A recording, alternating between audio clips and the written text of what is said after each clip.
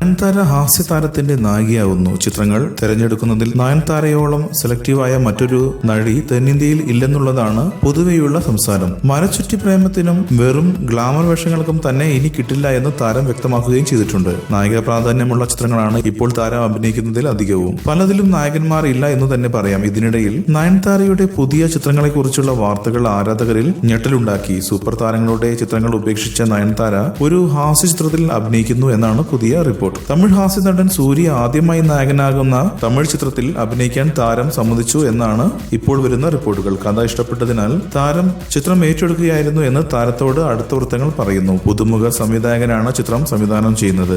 ഇത് ഒരു മുഴുനീള ഹാസ്യ ചിത്രമാണ് എന്നും റിപ്പോർട്ടുകളുണ്ട്. തമിഴിലും തെലുങ്കിലുമുള്ള സൂപ്പർ താരങ്ങളുടെ ചിത്രങ്ങൾ ഏറ്റെടുക്കാതിരുന്ന നയൻസ് ഈ ചിത്രം ഏറ്റെടുത്തതിൽ കൗതുകമാണ് ആരാധകർക്കുള്ളത്. നാഗാർജുന, ചിരഞ്ജീവി, വിജയ്, അജിത്, സൂര്യ തുടങ്ങിയവരുടെ ചിത്രങ്ങളൊക്കെ വിളിച്ചപ്പോഴും നോ എന്നായിരുന്നു നയൻസിന്റെ മറുപടി.